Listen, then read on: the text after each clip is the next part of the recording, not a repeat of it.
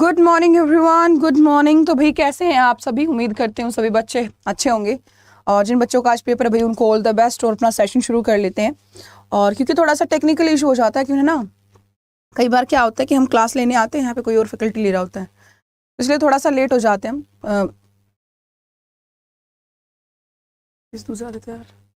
चलो तो यहाँ पे आज शुरू कर ले। अभी मैं मेकअप कर, हाँ गौरव सिंगला ने जो मेरे को मेकअप पहुँचाया है मैं वही कर रही हूँ बेटा, ठीक है। गौरव सिंगला ने जो पहुंचाया है वही मेकअप कर रही हूँ मैं। अभी मेकअप होएगा तो मैं आ जाऊंगी। कैसी बातें करते हो तुम लोग, कैसी बातें करते हो? शर्म तो कर लिया करो थोड़ी सी। कैसी कैसी बातें करते हो तुम, उठपटांग सी। थोड़ी भी शर्म नहीं आती क्या? वो भी सुबह सुबह, वो भी सुबह सुबह। यहाँ पे हम पूरी पूरी रात सोए नहीं होते तुम्हारे चक्कर में। तुम्हारा पेपर अच्छा हो इसलिए हम सोए नहीं होते हैं। और तुम कैसी कैसी बात करते हो भाई। पहले तुम लोग बाल बांध लेने दो। गुड मॉर्निंग खुशी तिवारी। यहाँ शक्ल के 12 बजे हुए। चलो कोई बात नहीं, let's start our session without getting more late. देखो ये हमारे जो क्वेश्चंस है ये आपके क्वेश्चंस उसमें भी मिल जाएंगे, जो आपके 2-3 मार्क्स वाली सीरीज थी उसके अंदर मिलेंगे। यहाँ पे जो क्वेश्चंस होंगे 2 भी वाले भी होंगे, 3 भी वाले होंगे। ये लिखा नहीं है ऊपर एक्चुअल में ये, क्योंकि एक ही पीपीटी में मैंने लगा दिया था पूरे के पूरे सारे क्वेश्चन, मगर एक ही अवेलेबल हो जाए, बट उसके ऊपर सबके ऊपर ये लगा रखा है। तो यहाँ पे याद रखना, यहाँ पे आपके पास 2, 3, 4 + 5 सारे क्वेश्चंस मिलेंगे। यहाँ पे सारे क्वेश्चंस आपको मिलेंगे, ठीक है। चलो अगर यहाँ पे देखो पहला क्वेश्चन क्या है आज का, कि how do normal cells get transformed into cancerous neoplastic cells, elaborate giving 3 example by inducing agent. ये 3 मार्क्स का क्वेश्चन है, राइट। अब देखो हमको पता है ना कि आपके कैंसरस सेल्स क्या होते हैं। नॉर्मल सेल है, मैं हूँ, बहुत नॉर्मल सेल्स है मेरे पास, राइट। कि भैया जितना मेरे को ग्रोथ करना है उतना ही ग्रोथ करना है ना, ऐसा तो नहीं बस ग्रोथ किए जा रहे। सेल्स का एक टोटिपोटेंसी होता है, डिवाइड करने की एबिलिटी होता है, और उसके ऊपर कंट्रोल भी होता है ना। जैसे हमारे घर वाले हमको बोलते हैं जी तेरे को बाहर नहीं जाना, तेरे को ये नहीं करना, पूरा कंट्रोल रहता है, कहाँ जाना है कहाँ नहीं जाना, क्या करना है क्या नहीं करना। ऐसे ही हमारे सेल्स का पूरा कंट्रोल होता है कि कितना डिवाइड करना है, कहाँ तक डिवाइड करना है, किस सेल को डिवाइड करना है। अगर ये उनके ऊपर से रेगुलेशन हट जाए तो आपके आजाद परिंदे, जैसे हम आजाद परिंदे ऐसे ही वो भी आजाद परिंदे, ठीक है। अब जैसे ये रेगुलेशन हटा तो उन्होंने बहुत सारी ग्रोथ कर दी, बहुत सारा मास आपका डिवाइड कर दिया। उसी को हम क्या कहते हैं, ट्यूमर भी कहते हैं, राइट। और उसी को हम कैंसर भी कहते हैं।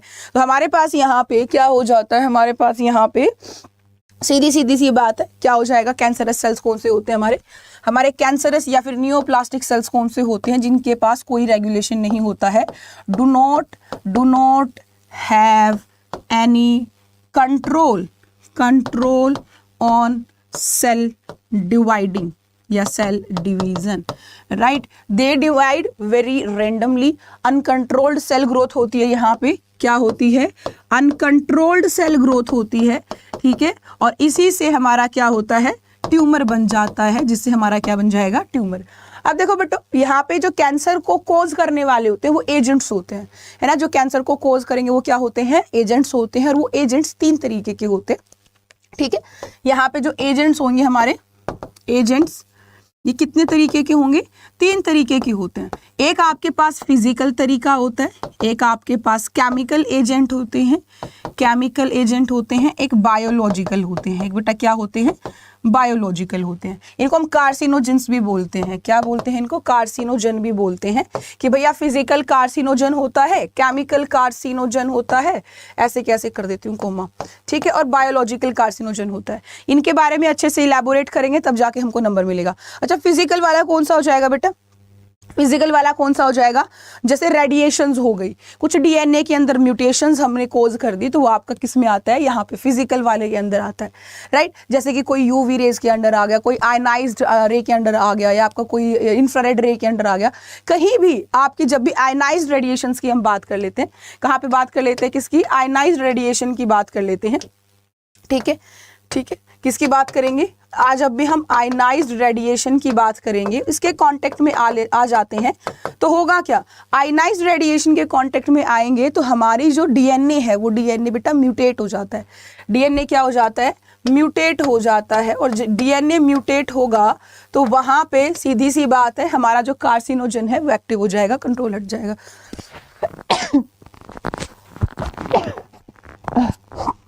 I'm sorry guys, sorry, excuse me. Chemical में क्या आ जाएगा? केमिकल कार्सिनोजन हमारे पास कुछ ऐसे सब्सटेंस होते हैं जो हमारे को कैंसर कोज करते हैं। जैसे कि एग्जांपल के लिए आपके पास यहाँ पे टोबैको हो जाता है, एग्जांपल के लिए क्या हो जाता है? टोबैको हो जाता है। टोबैको के अंदर निकोटीन होता है जो कि कैंसर कोज करता है, ठीक है। बायोलॉजिकल के अंदर हमारे पास कुछ वायरस होते हैं जो कि हमारा क्या करेंगे, जो हमको कैंसर कोज कर देते हैं। इनको हम क्या बोलते हैं? ऑनकाजेन वायरस। इनको हम क्या बोलते हैं? ओनकाजेनिक वायरस भी बोलते हैं इनको, ओनकाजेनिक वायरस इनको हम बोलते हैं। ये क्या करते हैं? ये भी हमारे अंदर कैंसर को कोज कर देते हैं। यस बेटा, सोनी बिस्ट इनको कर लो, करोगे तो आपको पता चलेगा ना, तब तक करोगे तो तब तक होगा क्या? है ना? क्या हुआ मेरे को? कुछ नहीं हुआ एक्स बॉस, ये पूरी रात भर जागे, आंखें सूजी हुई है, यू कैन सी, राइट। कल भी क्लास थी, लेट तक पूरा 3 सेशंस कर लिए थे, मतलब 6-7 घंटे कल यूट्यूब पे थी और पेड क्लास अलग से थी, और अभी लगे हुए हैं और 2-3 दिन से यही हाल है। बाकी it's fine, when I see you I feel fine. आगे देखो, a person is suffering from a high grade fever, right, which symptom will help to identify if he is suffering from typhoid। इसने सीधा सा बोल दिया pneumonia और malaria, कि भैया एक लड़का है या लड़की है, कोई भी पर्सन है, वो उसको बुखार हो रखा है, बहुत तेज बुखार हो रखा है। अब यहाँ पे हमारे पास क्या सिम्पटम्स होंगे जिससे हम ये पता कर पाएंगे कि ये बंदे को टाइफाइड है या इस बंदे को निमोनिया है या इस बंदे को मलेरिया है? क्या सिम्पटम्स होंगे इन 3 डिजीज के लिए? क्या होगा इन 3 चीज के लिए? बताओ जल्दी से, बताओ जल्दी से। हम सबको पता है यहाँ पे क्या होगा। देखो भैया, अगर टाइफाइड होगा तो टाइफाइड के अंदर हमको पता है टाइफाइड के अंदर क्या होता है। टाइफाइड के अंदर हमको कमजोरी महसूस होती है, वीकनेस महसूस होती है, फीवर होता है, कम से कम आपका कितना होता है? हाई फीवर होता है, बहुत हाई फीवर होगा। तो पहला तो टाइफाइड के अंदर क्या हो जाता है बेटा? High fever. हाई फीवर होगा तो ये टाइफाइड का निशानी है। दूसरा, हाई फीवर है, साथ में वीकनेस भी फील होती है टाइफाइड के अंदर। क्या होती है? वीकनेस भी फील होती है। इसके अलावा हमारे पास और क्या हो जाता है जब टाइफाइड हो जाता है? कॉन्स्टिपेशन हो जाता है। तीसरे नंबर पे क्या हो जाता है? कॉन्स्टिपेशन, है ना। सुबह सुबह द्वार का ओपनिंग नहीं होता है, फिर दिक्कत करती है, पेट में गंदगी लेके घूमते हैं हम, है ना। आगे अगर मैं बात करूँ तो हेडेक भी बहुत ज़्यादा होता है, हेडेक भी बहुत ज़्यादा होता है। और साथ में हमारे पास loss of appetite, loss of appetite, loss of appetite भी हो जाता है।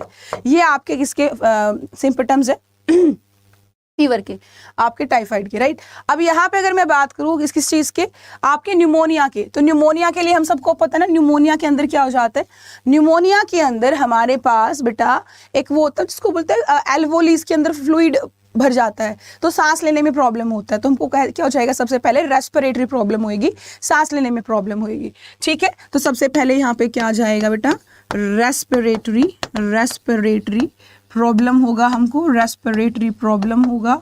उसके बाद हमको ये भी पता है जब हम सांस नहीं ले पाएंगे तो हमारे शरीर के अंदर जो कार्बन डाइऑक्साइड है वो बाहर नहीं निकल पाएगी, क्योंकि हमारे एल्वोलीज में फ्लूइड भर गया है, फ्लूइड भर गया है एल्वोलीज के अंदर। तो अब जो है ऑक्सीजन और कार्बन डाइऑक्साइड का एक्सचेंज बहुत कम लेवल पे हो रहा है, जिसकी वजह से कार्बन डाइऑक्साइड शरीर से पूरी बाहर नहीं निकल रही है। और इसी वजह से उस कार्बन डाइऑक्साइड की प्रेजेंस की वजह से, हाई कंसंट्रेशन की वजह से हमारे होठ, हमारे नाखून, ठीक है, ये सारी चीजें ग्रेइश टू ब्लूइश हो जाती हैं। कैसी हो जाती है? ग्रेइश। इस वाइडल टेस्ट नहीं बेटा, वाइडल टेस्ट होगा, बहुत बढ़िया आपने बताया है, बट क्वेश्चन को समझो जरा। उसने सिम्पटम्स का पूछा है, उसने टेस्ट पूछा ही नहीं है कि विच सिम्पटम बताने, टेस्ट के बारे में नहीं बताना है, ठीक है। आपका और क्या हो जाएगा? ब्लूइश टू ग्रे हमारे नेल्स हो जाएंगे एंड लिप्स हो जाएंगे। ये चीज हमको याद रखनी है, ये चीज हमको याद रखनी है। कफ भी होगी, बिल्कुल होगी, कोई दिक्कत की बात नहीं भैया, ये तो कफ तो होगी ही होगी जब हमारे एल्वोलीज में प्रॉब्लम है, ठीक है। तीसरा कफ नो डाउट। उसके बाद हमारा कफ एंड फाइनली फीवर तो यहाँ पे भी होता है। अब इसने यहाँ पे और करके मलेरिया में भी दिया है, और करके मलेरिया दिया, बट हम फिर भी मलेरिया कर लेंगे, कोई दिक्कत नहीं है। देखो अगर मैं मलेरिया की बात करती हूँ ना बेटा, तो मलेरिया के अंदर क्या होता है? मलेरिया के अंदर हाई चिल फीवर होता है। अब आपको पता होगा कि इसके अंदर फीवर क्यों होता है, क्योंकि हीमोजोइन, ध्यान है ना, हीमोजोइन आरबीसी, जब आपका रेड ब्लड सेल रप्चर होता है तो आपके रेड ब्लड सेल में एक पिगमेंट होता है जिसको हम कहते हैं hemozoin.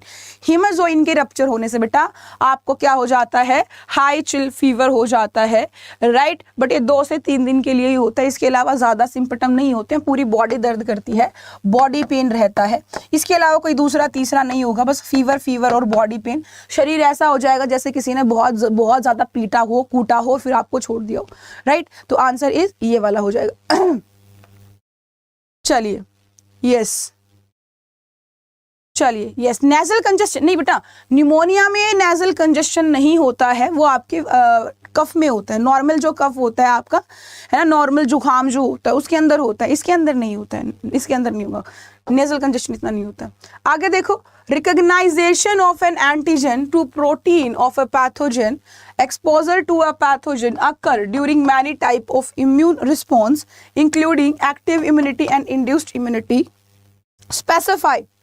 Specify the type of response elicited when human being get encountered by a pathogen.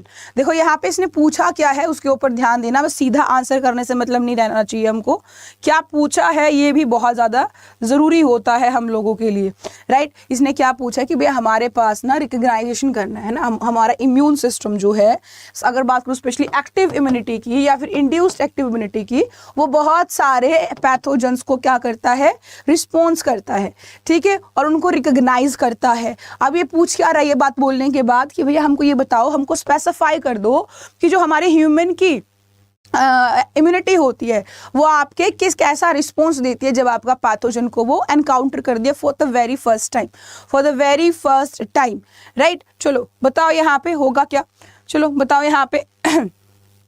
देखो सीधी सी बात है, मान लो एक बात बताओ, चलो बहुत इजी सी कहानी सुनाती हूँ।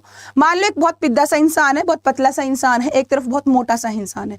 अगर मैं इन दोनों की लड़ाई करा दूं तो सीधी सी बात है कि पतला वाला इंसान जो है उसकी कमर लग जानी है, यानी कमर लग जाने का मतलब क्या है कि वो हार जाएगा, ठीक है। बट अब की बार उसको पता चल गया, उसने क्या किया, धीरे धीरे समहाउ थोड़ा बहुत टैक्टिक्स लगा के, स्मार्ट था कि फटाफट मूवमेंट करके उसको हरा दिया मोटे वाले इंसान को।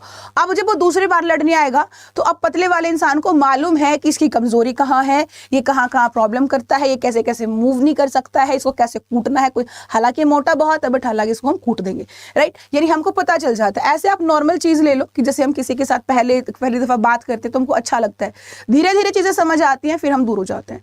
फिर जब दोबारा से यही सेम चीज वो करने लगते हैं तो हमको पता था कि ये करने वाला है, इसको भगाओ यहाँ से, है ना। वही चीज हमारे इम्यून सिस्टम करता है। जब पहली बार हमारे पास पैथोजन का इनकाउंटर हम करते हैं तो बहुत ही स्लो इंटेंसिटी से करते हैं, क्योंकि हमारा बॉडी पहले उसको रिकॉग्नाइज करेगा, कैसे फाइट करना है वो चीज देखेगा, एंटीबॉडी बनाएगा। अब सीधी सी बात है, टाइम बहुत ज्यादा लग जाएगा क्योंकि पहली बार वो पैथोजन आया है, तो रिस्पॉन्स जो होगा लो इंटेंसिटी का होगा पहली बार। जब वही पैथोजन दोबारा शरीर में आएगा तो हमारे शरीर के पास एंटीबॉडी होंगी, हमारे शरीर के लिम्फोसाइट कहेंगे अबे भगाओ इसको, ये पहले आया था, भगाओ इसको फटाफट से। तो दूसरी बार जो रिस्पॉन्स आएगा वो बड़ा ही हाई इंटेंसिटी का आएगा। वो दूसरी बार आएगा कैसा आएगा बेटा, बड़ा ही हाई इंटेंसिटी का होगा, ठीक है। तो यहां पे लिखना है कि कोई भी antigen when any antigen or pathogen enter in human body for first time, पहली बार के लिए, for first time it get recognized and antibody are formed. Antibodies are formed by B lymphocyte. याद रखना एंटीबॉडी हमेशा B lymphocyte बनाता है, कोई और नहीं बनाता है, हमेशा ही कौन बनाएगा, B lymphocyte बनाएगा। Now lymphocyte याद कर लेगा उसको, लिम्फोसाइट क्या करेगा, उसको याद कर लेगा, will remember this antigen and give it low intensity response. Low intensity का क्या देगा, रिस्पॉन्स देगा। ठीक है, बट जैसे ही हमारी लो इंटेंसिटी का रिस्पॉन्स होता है, ये तो हो गया पहली बात के लिए, जब दूसरी बार वो हमारे पास आएगा तो हमारे पास ऑलरेडी एंटीबॉडी होगा, हमारे पास क्या हो जाएगा, फिर हाई इंटेंसिटी का रिस्पॉन्स हो जाएगा। अब की बार क्या केस है, now pathogen again enter in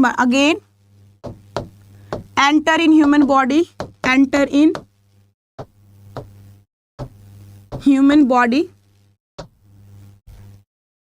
lymphocyte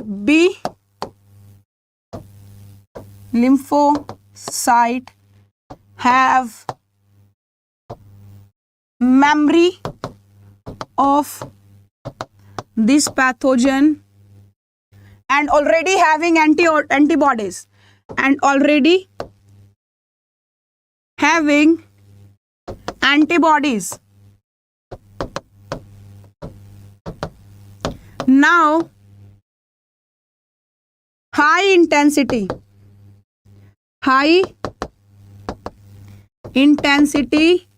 याद रखना, यहां पे सेकेंड टाइम में हाई इंटेंसिटी हो जाता है। High intensity response will be given by lymphocyte।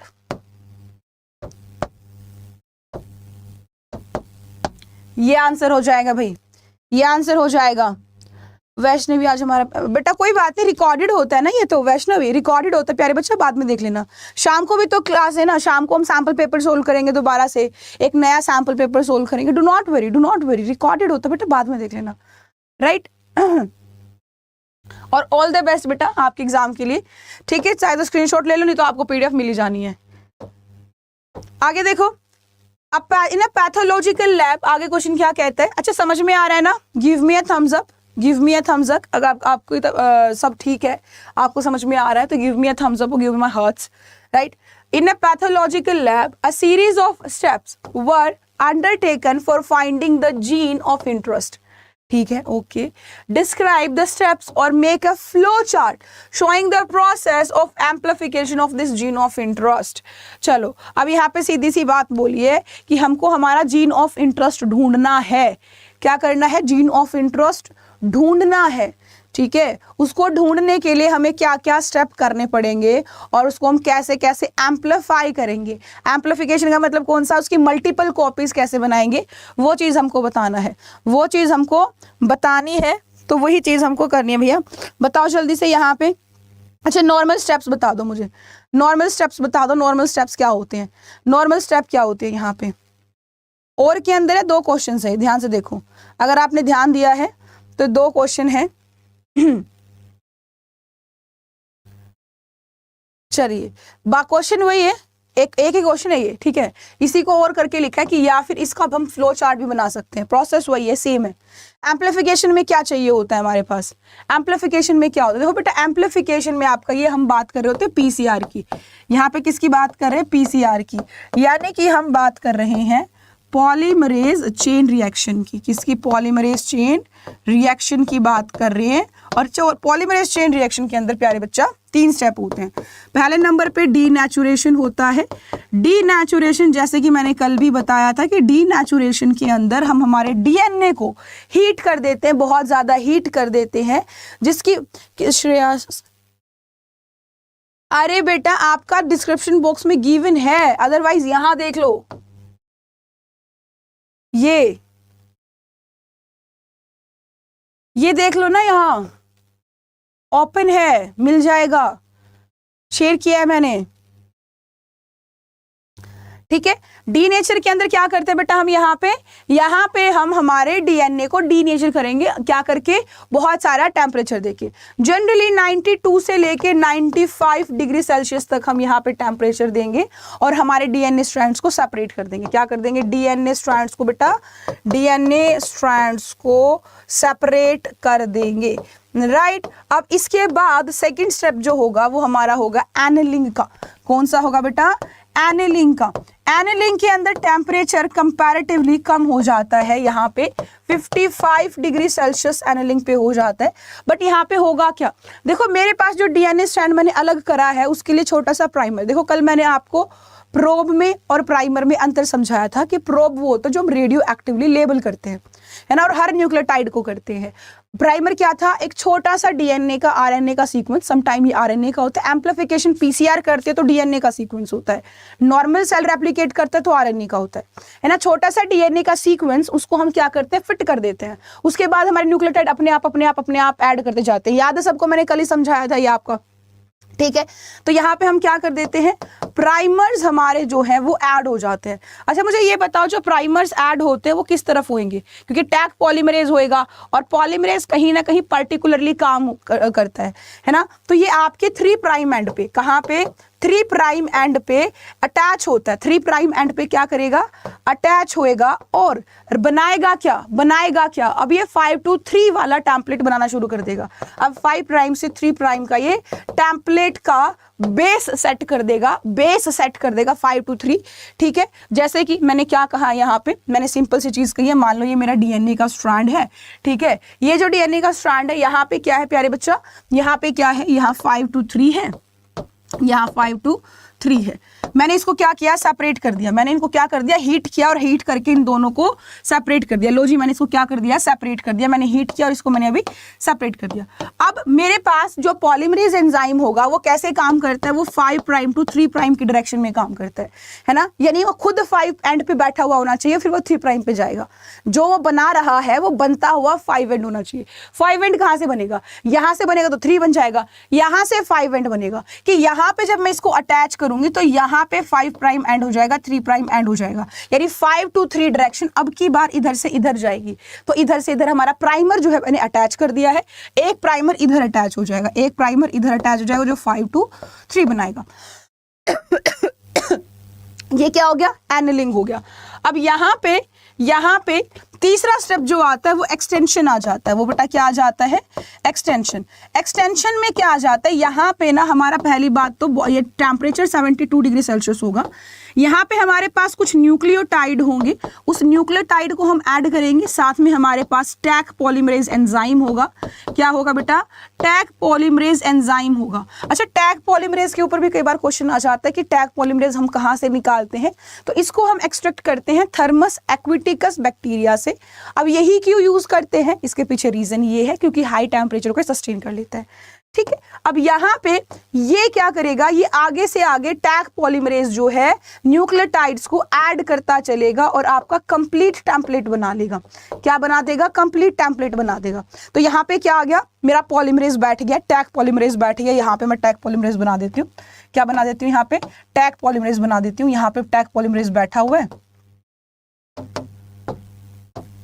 ये क्या बैठा हो यहाँ पे, टैग पॉलीमरेज। टैग पॉलीमरेज को ऐसे बना देते हैं ना, ये मेरा टैग पॉलीमरेज यहाँ पे बैठा है, एक टैग पॉलीमरेज मेरा यहाँ पे बैठा है, ठीक है। ये क्या करता जाएगा, ये आगे आगे बढ़ता जाएगा और न्यूक्लियोटाइड को अटैच करता जाएगा। ये क्या करता जाएगा, आगे आगे बढ़ता जाएगा और न्यूक्लियोटाइड्स को अटैच करता जाएगा।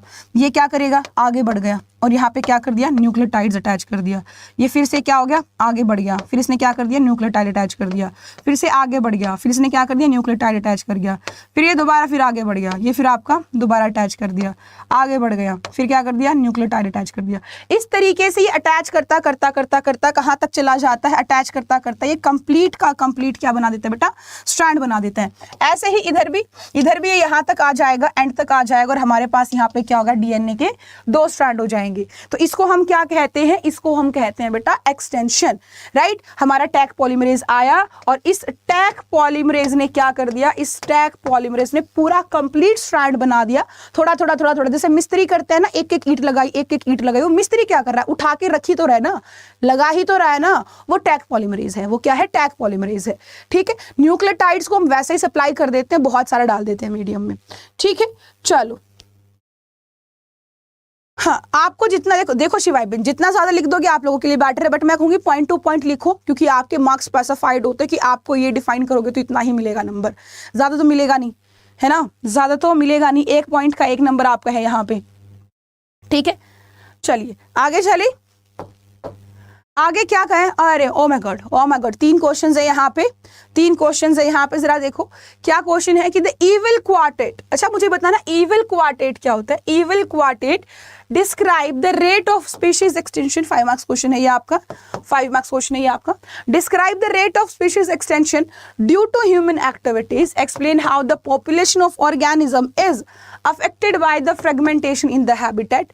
फिर इसी का बी पार्ट पूछा है कि introduction of alien species has led to environmental damage and decline the indigenous species, give any one example of how it has been affected the indigenous species.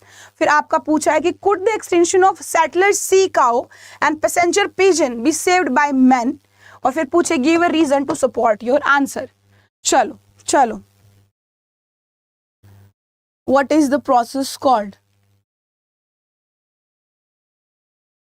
बेटा 5 नंबर के देखो, याद रखो सबसे ज्यादा जो आपके क्वेश्चंस आने हैं 4-5 नंबर के, वो आपके तो इकोसिस्टम वाले पॉइंट से आता है। ऐसा कोई स्पेसिफाई नहीं है कि डीएनए वाली यूनिट मेरी ज्यादा नंबर के तो 5 नंबर का क्वेश्चन या 4 नंबर का वहीं से आएगा, ऐसा नहीं बेटा। 16 नंबर के एमसीक्यू भी हैं, हो सकता है उधर उसका वेटेज ज्यादा चला जाए, है ना। बाकी जो 5 नंबर के क्वेश्चंस हैं, 5 नंबर के क्वेश्चंस पे डीएनए के क्वेश्चंस ज्यादा नहीं आते हैं।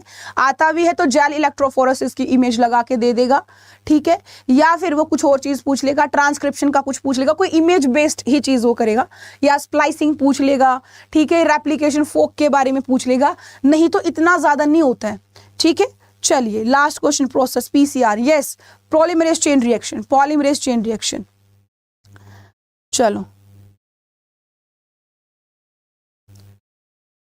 अच्छा मुझे ये बताओ कि इविल क्वार्टेट किसको बोला जाता है? इविल क्वार्टेट किसको बोला जाता है? ये आपके एक साइंटिस्ट थे, है ना, ये आपके क्या थे, एक साइंटिस्ट थे जिन्होंने एक नाम दिया कि इविल क्वार्टेट। इसका मतलब है कि हमारे पास 4 फैक्टर्स होते हैं, हमारे पास 4 फैक्टर्स होते हैं जिसकी वजह से कोई भी स्पीशीज जो है एक्सटिंक्ट हो जाती है। याद रखना कि इविल क्वार्टेट मतलब क्या होता है, यहाँ पे 4 फैक्टर्स की बात की गई है। वो 4 फैक्टर कौन से हैं? पहले नंबर पे तो ओवर एक्सप्लॉयटेशन, उसने कहा, साइंटिस्ट ने, नाम ध्यान नहीं मुझे उसका, कि ओवर एक्सप्लॉयटेशन जो होता है वो आपका एक मेन फैक्टर है। दूसरा उसने कहा को एक्सटिंक्शन, उसने क्या कहा, को एक्सटिंक्शन उसने कहा। तीसरे नंबर पे उसने कहा एलियन इन्वेजन, एलियन इन्वेजन कहा। और चौथे नंबर पे उसने कहा क्या भैया, चौथे नंबर पे उसने कहा सीधा सीधा सा fragmentation, habitat loss and fragmentation. ये 4 होते हैं इविल क्वार्टेट, और ये चारों के चारों जो है आपके ह्यूमन की वजह से हैं, है ना। आदमी ही आपका हैवान बन जाता है, तो यहाँ पे मानव की वजह से चीजें हुई है, ठीक है। तो ये इविल क्वार्टेट इसको बोला जाता है। कई बार वैसे भी पूछ लिया जाता है कि इविल क्वार्टेट बताओ, आप सोचोगे जी इविल क्वार्टेट कौन से जहरीले फूल की बात कर रहे हो, किस सांप की बात कर रहे हो। ये आपके बायोडाइवर्सिटी लॉस के 4 कोज है। पहले नंबर पे ओवर एक्सप्लॉयटेशन, ज्यादा यूज करना, ज्यादा यूज करोगे तो उससे संबंधित कोई स्पीशीज होगी वो आपकी, वो भी एक्सटिंक्ट हो जाएगी। फिर कोई बाहर की स्पीशीज को हम ले आते हैं, एलियन इन्वेजन कर देते हैं, और कई दफा वैसे भी आपकी फ्रेगमेंटेशन कर देते हैं। फ्रेगमेंटेशन का मतलब हमेशा नेचुरल क्लाइमेट नहीं होता है, कई बार हम भी तो जंगल साफ कर देते, जंगल हमने साफ कर दिया, पार्क हमने साफ कर दिया, कितने सारे इंसेक्ट, कितने सारे बर्ड्स का हमने घर भी छीन लिया यहाँ पे, राइट। चलिए बायोटेक्नोलॉजी से इंसुलिन सबसे ज्यादा आता है, यस अविनाश सबसे ज्यादा आता है। देखो बायोटेक से एक क्वेश्चन बहुत पूछा जाता है, वो है उसकी एप्लीकेशंस। बायोटेक की जितनी भी एप्लीकेशंस है पूरे चैप्टर के अंदर, जो मेन पॉइंट्स है, जैसे कि आपके जीएमओ है ना, जेनेटिक मॉडिफाइड क्रॉप्स, उसके अंदर क्या क्या फायदे हैं, जीएमओ क्रॉप्स में क्या क्या फायदे होते हैं, एनिमल्स के क्या क्या फायदे होते हैं, ये आपको करना है। मेन पॉइंट ज्यादा मत खींचो, थोड़ा थोड़ा पढ़ लो और हो जाएगा, ठीक है। चलो चलो चलो अब आगे चले। यहाँ पे क्या पूछा इसने, describe the rate of species extinction due to human activities, explain how the population of an organism is affected by fragmentation of the habitat. अच्छा इसने सीधे सीधा क्वेश्चन यहाँ पे फ्रेगमेंटेशन से पूछा है। किससे पूछा है? फ्रेगमेंटेशन से पूछा है, तो हम इसी को आंसर कर लेंगे। तो एक को आंसर कर लेते हैं हम सबसे पहले, एक को आंसर कर देते हैं। तो हमको क्या होता है कि जब मान लो कोई बड़ी सी एरिया है, बड़ी सी जगह है, उसको किसी भी एक्टिविटी XYZ एक्टिविटी, उसको खेत बनाना है, उसको घर बनाना है, उसको वहां पे इंडस्ट्री लगानी है, तो मैं वहां का इलाका साफ कर दूंगी, और वहां पे जो जमीन होगी, जो एरिया होगा, वो छोटे छोटे फ्रेगमेंट्स में टूट जाएगा, राइट। कि हमारा जो लार्ज हैबिटेट होता है, जो हमारा क्या होता है बेटा, लार्ज हैबिटेट होता है, वो ब्रोकन डाउन हो जाता है, वो ब्रोकन डाउन हो जाता है into smaller areas, smaller areas due to human activity, due to human activity. ये ह्यूमन की एक्टिविटी कुछ भी हो सकती है, मैंने पहले ही कहा, कोई स्पेसिफाइड नहीं है कि आपकी एक ही पर्टिकुलर एक्टिविटी होगी, उसी को हम ह्यूमन एक्टिविटी कहेंगे, राइट। ड्यू टू विच अब इसकी वजह से due to which many of organism will lose या फिर LOSE लॉस वाला या फिर LWS लूज वाला, will lose their habitat, उसका रहने की जगह उनसे छिन जाएगी और उनका प्लेस, उनका जो रहने की जगह है वो उनसे छिन जाएगी। as well as आप यहाँ पे टेरिटरी भी लिख सकते हो, आप यहाँ पे क्या लिख सकते हो, टेरिटरी भी लिख सकते हो। And this result into population decline, result into population decline. इससे क्या हो जाता है, पॉपुलेशन का डिक्लाइन हो जाता है। एज वेल एज इकोसिस्टम भी इम्बैलेंस हो जाता है, as well as ecosystem got disrupt ही हो जाता है, वो एक तरीके से खत्म ही हो जाता है ना, डिसरप्ट ही हो जाएगा, खत्म ही हो जाएगा। ठीक है, चलिए वैनव आ गया है हमारे पास दोबारा से। आगे देखो, introduction of annual species has led to environmental damage and decline of indigenous species. Give one example how it has affected indigenous species. देखो हमारे पास ना बहुत सारी चीजें हैं, हमारे पास ना बहुत सारी चीजें होती है कि आपका, जहाँ पे हम एलियन इन्वेजन की बात करते हैं, कल आपको ध्यान है मैंने एक चीज आपको कहा था, गैलापागोस आइलैंड के ऊपर ना पहले कछुए रहते थे भैया, जिसका नाम था अबिंगडोन कछुआ, अबिंगडोन टॉर्टॉइस। वो आराम से मस्ती से रहता, घास खाता, सोता, गाता, घास खाता, सोता, पोटे भी कर लेता कभी कभी, राइट। तो यहाँ पे फिर हुआ क्या, अब वो तो टॉर्टॉइस था, स्लो खाता, हमने वहां पे बकरी छोड़ दी, इन एलियन स्पीशीज, है ना, एलियन इन्वेजन करा दिया हमने, बकरी छोड़ दी वहां पे। बकरी उस इन्वायरमेंट के लिए एलियन थी, वहां पे वो थी नहीं ना नॉर्मल, तो वहां पे थी नहीं, हमने जबरदस्ती पटक दी, और वो तो भैया कमाल करे, वो तो सारी घास खिस करके खा गई, सारे प्लांट्स खा गए। अब बचे क्या, अब टॉर्टॉइस तो कुछ बचा ही नहीं, वो तो बेचारा स्लो, है ना। हालांकि हमने खरगोश वाली कहानी सुनी है, बट खरगोश की तो खुद सुनी थी कि खरगोश आपका स्लो था, सो गया था, बकरी नहीं सोती थी भैया, वो तो खाती रहती थी, पूरा आइलैंड साफ कर दिया उन बकरियों ने। अब टॉर्टॉइस बेचारे भूखे मारे, पेड़ पे तो वो चढ़ नहीं सकते, मर गए, है ना। तो यही है आपका क्या, एलियन इन्वेजन, और यही एग्जाम्पल हम यहाँ पे दे देंगे, जहाँ पे हम बात करेंगे किसकी, जहाँ पे हम बात करेंगे गैलापागोस आइलैंड पे, गैलापागोस आइलैंड के ऊपर कौन सी स्पीशीज एक्सटिंक्ट हुई, Abingdon tortoise got extinct due to invasion of goat। पहला एग्जाम्पल ये, दूसरा एग्जाम्पल और हमारे पास हो जाएगा, अगर ध्यान है आप सभी को तो आपको वाटर हाइसिंथ याद है, इकॉर्निया, टेरर ऑफ बंगाल याद है सबको। अब टेरर ऑफ बंगाल क्या था, वो हमारे लिए एक एक्सोटिक स्पीशीज थी, है ना, वो क्या थी, वहां पे एक्सोटिक स्पीशीज थी, टेरर ऑफ बंगाल। अब उसकी वजह से हुआ क्या, वो हमको बड़ी सुंदर लगी, बंगाल का कोई राजा महाराजा होगा, उसने देखा अरे इतना प्यारा फूल, भाई ठीक है प्यारा फूल, कोई बात नहीं, ओके ठीक है, रहने देते ना, इतना भी क्या प्यार मोहब्बत करना। उसने वहां से ले आया, कहते इधर लगाओ, हमारे इधर बंगाल में लगाओ भैया इसको। अब वो तो बेटा वाटर रनर से, किससे, वाटर रनर से, यानी कि हमारे ऑफसेट से रिप्रोड्यूस करता था, वो एक से अनेक हो गया, बिल्कुल कुछ देखते देखते पलक झपकते ही बहुत सारे बन गए।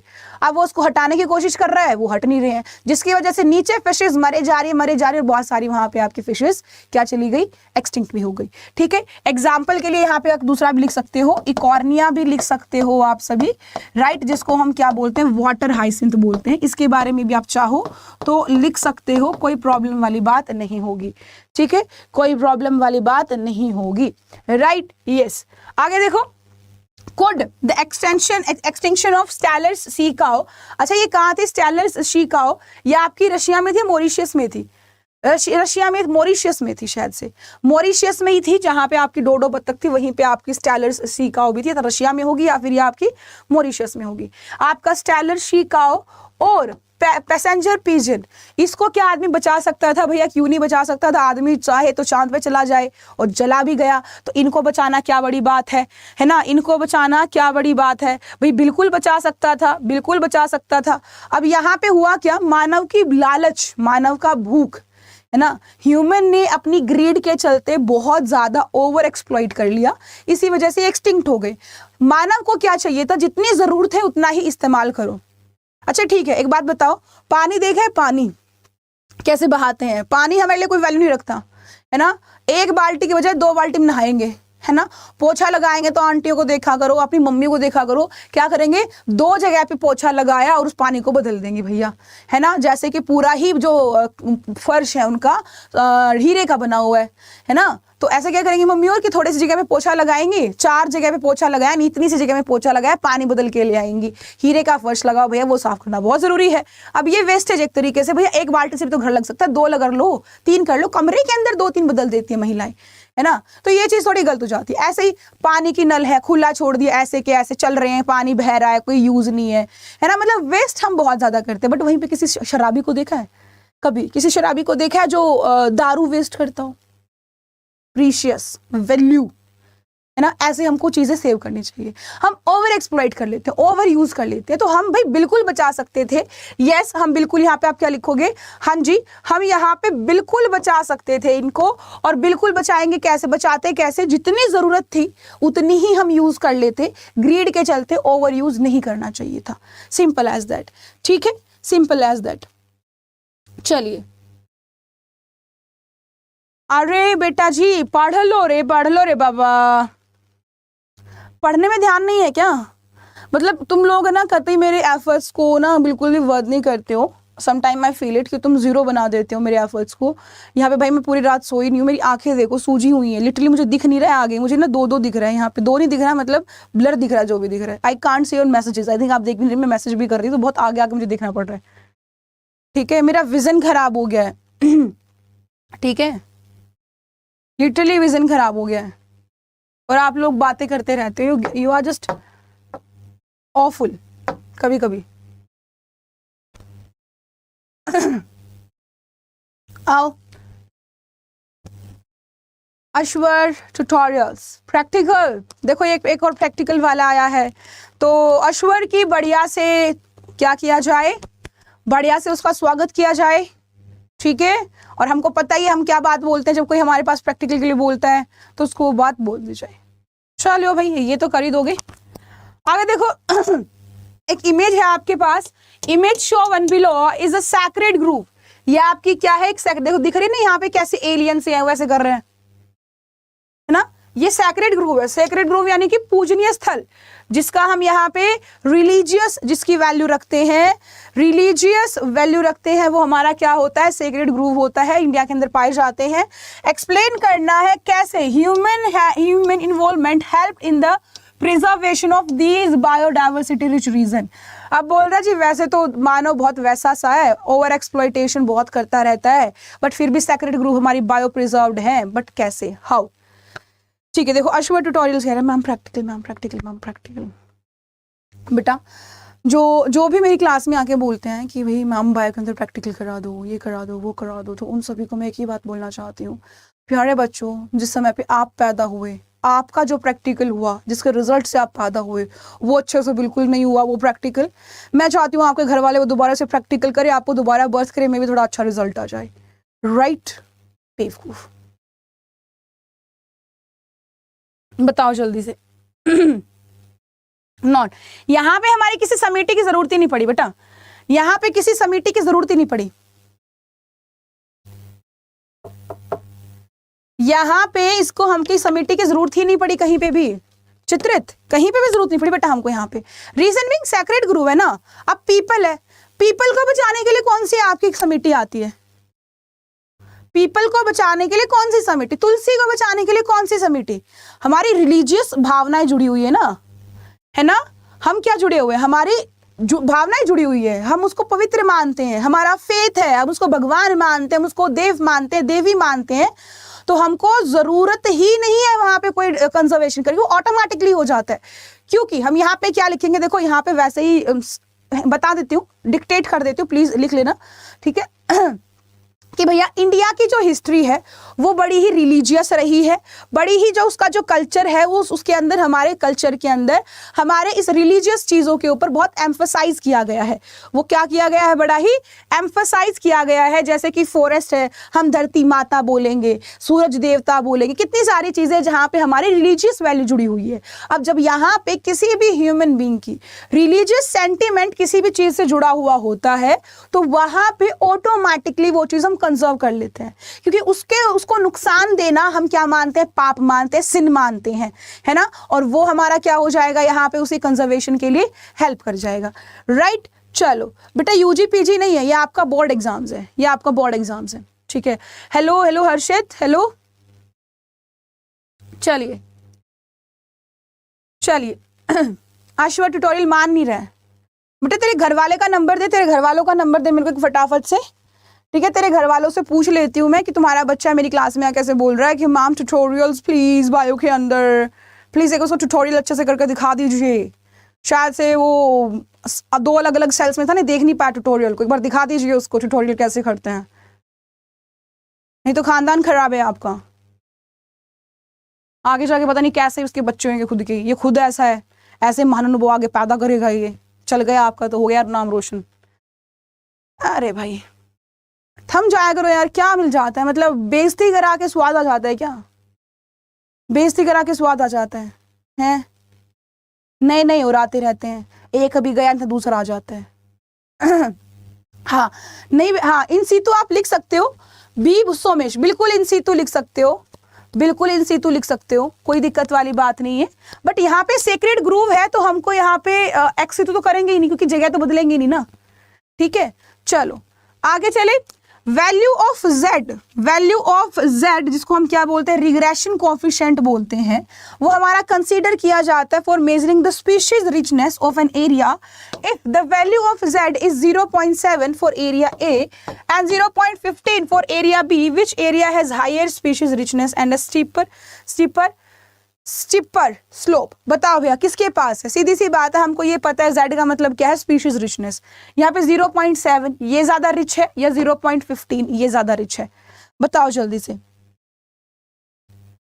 इन सीतु यस, देखो सैक्रेड ग्रूव की जो प्रिजर्वेशन होती है वो इन सीतु में ही आती है, क्योंकि वहां पे हम उसका नेटिव प्लेस नहीं करते हैं चेंज, राइट। बट हाँ यहाँ पे आप इन सीतु मेंशन कर दोगे तो भी कोई प्रॉब्लम नहीं है, बट ये ऑटोमेटिकली सैक्रेड ग्रूव होता है, इसको कोई जरूरत ही नहीं है इन सीतु एक्स सीतु करने की, ठीक है।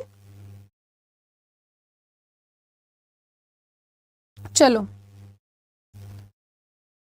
बताओ जल्दी से यहाँ पे क्या हो जाएगा,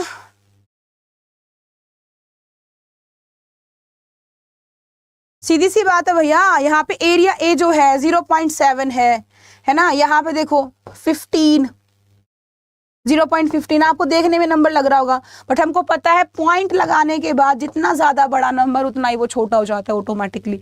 यानी यहाँ पे हमारे पास आंसर क्या हो जाएगा जी, आपका रीजन ए, बस इतना ही लिखना रीजन ए, और कोई दिक्कत नहीं है यहाँ पे, ठीक है। चलो आगे देखो, fully developed fetus initiated to its delivery from the mother's womb, justify the statement। एक पूरा डेवलप्ड बच्चा, एक पूरा डेवलप्ड फीटस डिलीवरी करने के लिए मदर वूम के अंदर से बाहर आने के लिए क्या करता है, बार बार क्या करता है भैया, कुछ ना कुछ रिफ्लेक्स देता रहता है, कुछ ना कुछ करता रहता है। अब आपको ये बताना है, अब आपको यहाँ पे ये बताना है कि भैया आपका यहाँ पे क्या स्टेटमेंट रहेगा, आप यहाँ पे क्या चीज बोलना चाहेंगे, बताओ जल्दी से।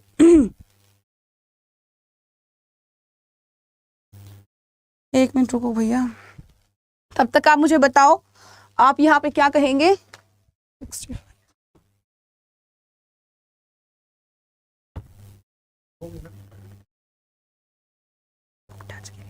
मैम मैंने तो सुबह ही चेक किया, मेरा तो आपने पास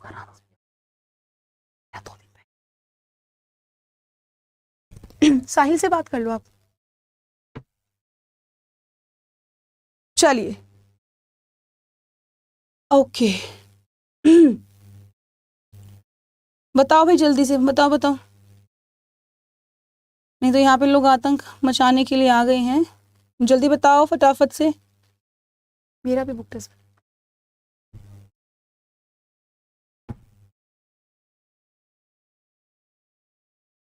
चलो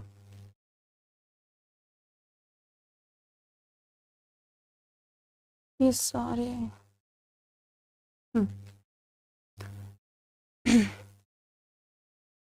देखो पहले क्या होता है ना, यस यस यस, पहले इनिशिएट करता है, लेबर पेन इंड्यूस करेगा, ऑक्सीटोसिन रिलीज करेगा।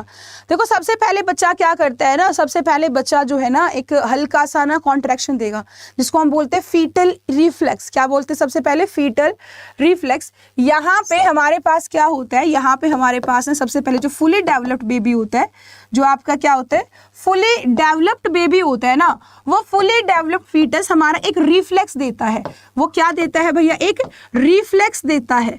ठीक है, रिफ्लेक्स से होगा क्या? अब मान लो उस बच्चे ने एक छोटा सा कॉन्ट्रैक्शन दी, एक छोटी सी हल्की सी वूम में कॉन्ट्रैक्शन की, है ना, मम्मी बोलते हैं ना एकदम से उसको दर्द होता है, फिर उसको किक करता है, फिर कुछ भी आपका वो एक रिफ्लेक्स देगा, जिसकी वजह से मदर का जो पिट्यूटरी ग्लैंड है वो बहुत सारा ऑक्सीटोसिन रिलीज करेगा। ऑक्सीटोसिन से हमारे वूम की मसल्स कॉन्ट्रैक्ट करेंगी। अब पहले ऐसी थी वो ऐसी हो रही है, तो जो भी सामान यहाँ पे वो बाहर निकल जाएगा, तो वूम में बेबी था वो बेबी बाहर निकल जाएगा। ठीक है, चलिए तो यहाँ पे क्या हो जाएगा हमारे पास भैया? यहाँ पे हमारे पास हो जाएगा कि फीटस आपका क्या देता है? हल्का सा रिफ्लेक्स देता है। ठीक है, और ये रिफ्लेक्स जो आपका है किस तरीके से देगा? ये किस तरीके का रिफ्लेक्स होता है? ये रिफ्लेक्स होता है माइल्ड कॉन्ट्रैक्शन। क्या होता है ये रिफ्लेक्स बेटा? माइल्ड कॉन्ट्रैक्शन होता है, जिसकी वजह से हमारे पास जो मदर की जो पिट्यूटरी ग्लैंड है मदर की पिट्यूटरी ग्लैंड है वो क्या रिलीज कर देती है? वो रिलीज कर देगी ऑक्सीटोसिन। क्या रिलीज कर देगी? ऑक्सीटोसिन रिलीज कर देगी। ऑक्सीटोसिन रिलीज करने के बाद हमारे मसल्स की क्या हो जाएगी बेटा? कॉन्ट्रैक्शन होएगी। अब यहाँ पे हमारे इसमें क्या हो जाएगी? वूम की यूट्राइन मसल्स की क्या हो जाएगी? स्ट्रॉन्ग कॉन्ट्रैक्शन होगी, स्ट्रॉन्ग कॉन्ट्रैक्शन होगी, जिसके रिजल्ट में होगा क्या? पार्चुराइजेशन हो जाएगा। क्या हो जाएगा? पार्चुराइजेशन हमारा हो जाएगा। ये चीज आप सभी याद रखेंगे। ठीक है, सिंपल सी बात है। लेबर पेन होगा, ऑक्सीटेशन रिलीजन होगा, बिल्कुल ठीक है। चाहो तो इसको कितना ही आप बढ़ा चढ़ा के लिख दो। एक मिनट, मेरा भी तो बुक है ना। अरे क्या बात कर रहे हो, सारे के सारे 65 क्यों है? कितने दिखाऊं सारे 65 वाले? 65 देखो,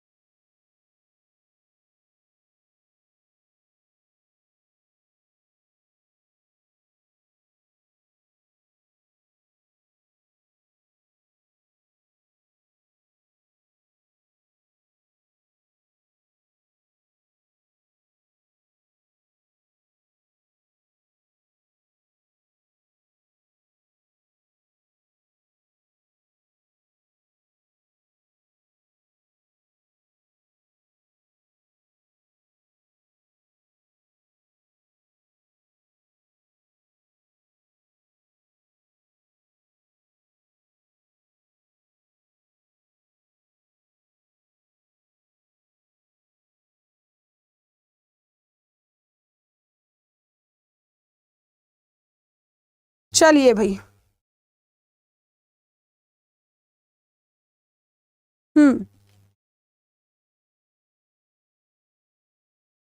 एक मिनट का समय दीजिए मुझे सभी।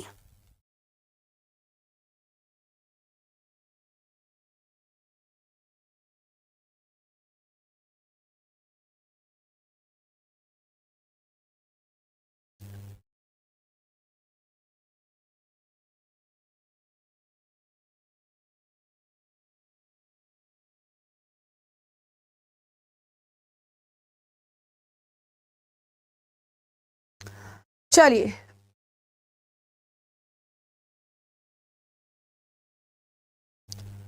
भाई साहब, ये तो पंगे हो जाते हैं यहाँ पे।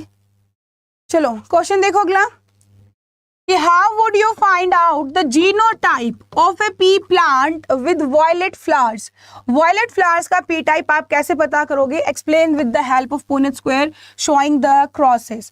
देखो जब भी हमको क्या ढूंढना हो, जब भी हमको ढूंढना हो जीनोटाइप, जब भी क्या करना हो जीनोटाइप, तो जीनोटाइप के लिए हम हमेशा जब भी हमको आइडेंटिफाई करना है हमारे पास कोई भी अननोन जीनोटाइप है बेटा, जब भी हमारे पास क्या है कोई भी अननोन जीनोटाइप है, इस अननोन जीनोटाइप को आइडेंटिफाई करने के लिए हमारे पास क्या होता है?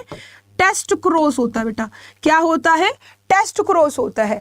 टेस्ट क्रॉस के अंदर हम क्या करते हैं? टेस्ट क्रॉस के अंदर हम एक सीधी सी चीज करते हैं, हम यहाँ पे एक यहाँ पे रिसेसिव प्लांट लेंगे और उसको क्रॉस कराएंगे, उस रिसेसिव प्लांट को क्रॉस कराएंगे किसके साथ? उसको करा देंगे अननोन के साथ, ठीक है। तो यहाँ पे हम लिख देंगे रिसेसिव प्लांट इनटू में अननोन जीनोटाइप, अननोन जीनोटाइप हम लिख देंगे और यहाँ से जो भी हमारा रिजल्ट आएगा उससे हमको पता चल जाएगा जी हमारा जो जीनोटाइप है वो कैसा हो गया।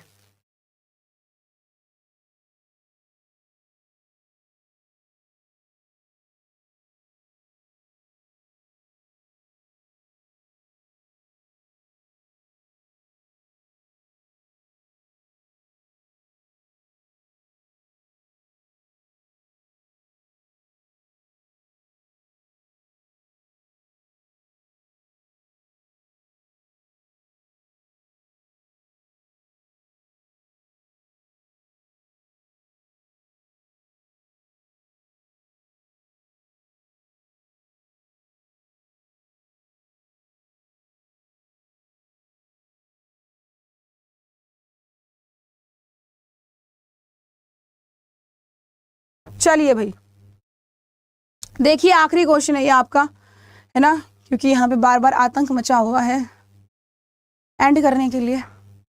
चलिए हाँ चलो देख लेते हैं वॉयलेट फ्लावर का। वॉयलेट फ्लावर का क्या सीन पड़ेगा यहाँ पे? लेट कर लेते हैं, हमारे पास दो केस है, वी विल लेट कर लेंगे। हमारे पास जो केस हैं वो कितने हैं? वो हमारे पास दो केस है। एक हमारे पास जो वॉयलेट का केस है वो हमारा वीवी वाला है और एक हमारे पास जो वी वाला और डब्ल्यू वाला केस है, ठीक है। डब्ल्यू हमारा रिसेसिव है व्हाइट फ्लावर का, इसका कोई इफेक्ट नहीं है। अब इन दोनों से ही हमारा जो फ्लावर है वो कैसा आएगा? वॉयलेट आएगा। दोनों से ही हमारा जो फ्लावर आएगा वो कैसा आएगा? वॉयलेट फ्लावर आएगा। अब इस वॉयलेट फ्लावर की मैं बात करूं, मान लो मैं इस वी को वी और इसको छोटे डब्ल्यू से मैं क्रॉस कराऊंगी, तो यहाँ पे सारे फ्लावर कैसे आएंगे? V W V W V W V W. यहाँ पे सारे के सारे कैसे आ गए जी मेरे?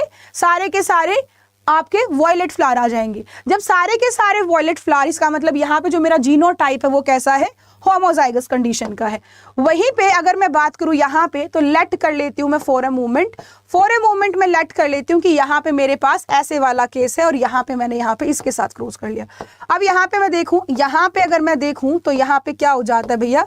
यहाँ पे अगर मैं देखूं तो यहाँ पे मेरे को मिलेगा जी दो प्लांट ऐसे आए जो कि मेरे पास व्हाइट है और दो प्लांट ऐसे आए जो मेरे पास कैसे हैं? वॉयलेट है। दोनों की 2:2 यानी कि 1:1 है। इसका मतलब कि यहाँ पे मेरा जो प्लांट है वो कैसा है? हेट्रोजाइगस है। ये कैसा है? हेट्रोजाइगस है। चलिए तो ये थी आज की हमारी क्लास और आज की क्लास को हम यहीं पे एंड करेंगे, ज़्यादा नहीं खींचूंगी मैं, ठीक है, क्योंकि बार बार कुछ ना कुछ इशू आए जा रहे हैं। यहाँ पे कुछ काम वाम होना है, यस कोई दिक्कत है, बहुत ज़्यादा दिक्कत है बेटा, पूछो ही बस, दिक्कत है। चलिए ठीक है, तो अभी हम चलते हैं, आपको नेक्स्ट क्लास मिलेंगे शाम वाली क्लास में, राइट। शाम सैम्पल पेपर सोल्व करेंगे। देखो एक काम कर दो भैया, पहले अपने दोस्तों को भी ले आया करो यार, ठीक है, सबका फायदा करा लिया करो, अकेले अकेले पढ़ जाते हो तुम लोग, बहुत स्मार्ट हो ठीक है। तो शाम को सैम्पल पेपर करेंगे, सैम्पल पेपर में मिलते हैं अभी, ठीक है। टाइम बता देती हूँ अभी क्योंकि चेंजेस भी तो होते रहते हैं। टाइम बता देती हूँ किस टाइम पे होएगा सैम्पल पेपर, इसी चैनल पे होगा, CVT पे सब्सक्राइब कर लेना इसीलिए, ठीक है। आपका ये 8 घंटे में और लाइव होगा, देख लो 8 घंटे और लाइव कब होगा? 12, 10, 11, 12, 1, 2, 3, 4, 5 बजे के आसपास क्लास है आपकी, 5 या 4-5 बजे चेक कर लेना, 4 बजे या 5 बजे क्लास चेक कर लेना, 4 बजे आके चेक कर लेना एक बार, ठीक है। चलो बाकी क्वेश्चन बेटा मैं आपको प्रोवाइड कर दूंगी, आप कर लीजिएगा उसको। बाकी हम एक और सेशन लेंगे, डू नॉट वरी। हम एक और सेशन लेंगे जहाँ पे फुल चैप्टर सिलेबस हम करेंगे, फुल चैप्टर। ये तो आपके कुछ इंपॉर्टेंट क्वेश्चन है ना, कि इंपॉर्टेंट क्वेश्चन, कुछ इंपॉर्टेंट क्वेश्चन हमारे, ठीक है। बट अभी इसके बाद भी हम एक और रिविजन लेंगे जहाँ पे हम पूरे फुल सिलेबस के क्वेश्चन करेंगे, फुल सिलेबस क्वेश्चन हम करेंगे, राइट। तो अभी के लिए इतना ही। Good bye, have nice day, thank you so much for being with me and see you all.